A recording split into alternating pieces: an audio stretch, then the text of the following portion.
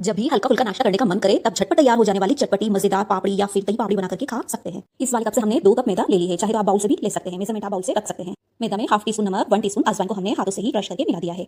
4 teaspoon melt किया हुआ घी को हमने ऑलरेडी मेल्ट कर लिया था। घी को हमने अच्छे से मैदा में मिक्स कर लिया है। 4 टीस्पून घी को हम और डाल करके मिला देंगे। इस तरह से हमने टोटल 8 चम्मच घी डाल करके मैदा में मिक्स कर लिया है। मैदा भी मुट्ठी बनने जैसी हो गई है, तो हम थोड़ा थोड़ा पानी मिलाते हुए सॉफ्ट डो लगा लेंगे। ध्यान रहे मैदा में ज्यादा मोइन नहीं लगाना है और ना ही मोइन कम रखना है। मोइन ज्यादा लगाने से पापड़ी ज्यादा सॉफ्ट हो जाएगी, कम मोइन रखने से पापड़ी कड़क बनेगी। यहाँ पर हमने एकदम परफेक्ट मेजरमेंट के साथ मोइन लगा करके कंप्लीट किया है। डो लग करके कंप्लीट है। डो को हमने बिल्कुल मट्ठी के आटे जैसा रखा है। डो से हमने 4 मीडियम साइज की लोइयां तोड़ के मीडियम साइज के पेड़े बना लिए हैं। लोइयां बनकर के कंप्लीट है। एक लोई को लेते हुए हम बेल लेंगे। इसी तरह से हम दूसरी लोई को भी बेल लेंगे। दोनों लोइयों को हमने इक्वल शेप में बेल करके कंप्लीट कर लिया है। ऊपर से हम ऑयल को ग्रीस करके मैदा को डस्ट करेंगे।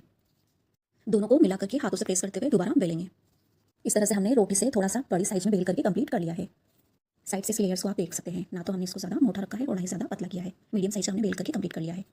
हल्के हाथों से हमने इसको बेल लिया है। अब हम इसको कट करेंगे। उसके लिए हमने किनार वाला छोटी साइज का एक ग्लास ले लिया है। ग्लास से हम कट करेंगे। चाहे तो आप छोटी साइज का बाउल या फिर ढक्कन भी ले सकते हैं। ढक्कन से भी आप कट कर सकते हैं। ग्लास से कट करने के बाद हमने साइड से बचे हुए हिस्से को निकाल लिया है। एक पापड़ी को उठा करके किनारे से दूसरी वाली पापड़ी को अलग कर लेंगे। इस तरह से कम समय में झटपट बन जाने वाली ढेर सारी पापड़ी बना करके तैयार कर ली है। इसी तरह से बाकी की पापड़ियों को उठा करके किनारे से दूसरी वाली पापड़ी को निकाल करके अलग कर लेंगे। सभी पापड़ियों को हमने अलग कर लिया है। अब हम पापड़ियों को पिक करेंगे। उसके लिए हमने फॉक से पापड़ियों को पिक कर दिया है, ताकि पापड़ियाँ तलते समय फूले नहीं। एक एक करके हम पापड़ियों को ऑयल में डाल देंगे और गैस की फ्लेम को धीमा रखते हुए पापड़ियों को तल लेंगे। गैस की फ्लेम को धीमा रखते हुए हम पापड़ियों को सिकने देंगे। एक तरफ से सिकने के बाद हम पापड़ियों को पलटी कर देंगे। बाकी की बची हुई लोइयों से भी हम पापड़ियाँ बना लेंगे। पापड़ियों को हम पिक कर लेंगे। धीमी आंच रखते हुए हमने पापड़ियों को पलटते पलटते तल लिया है। लाइट ब्राउन होने के बाद हमने पापड़ी को ऑयल से झटक करके निकाल ली है। अब हम पापड़ी को दूसरे तरीके से बना करके कंप्लीट करेंगे। उसके लिए हमने लोई को लंबाई शेप देते हुए बेल लिया है और नाइफ से कट कर लिया है। नाइफ से कट करके छोटी साइज की लोइयां बना ली है। लोई को बेल करके ग्लास से कट करेंगे। बचे हुए पोर्शन की लोई बना लेंगे। यदि आप चाहें तो हाथों से प्रेस करके भी पापड़ी बना सकते हैं। लोई को हमने बेल लिया है। अब हम ग्लास से कट करेंगे। ग्लास से कट करते हुए हम एक्स्ट्रा पोर्शन को हटा देंगे। पापड़ी में हम नाइफ से छेद करेंगे ताकि पापड़ियाँ फूले नहीं। एक्स्ट्रा पोर्शन को हटाते हुए हम उसकी भी लोई बना लेंगे और बाकी की बची हुई लोइयों से हम इसी तरह से पापड़ियाँ बना लेंगे। लाइट ब्राउन होने के बाद पापड़ी हमने ऑयल से झटक करके निकाल ली है।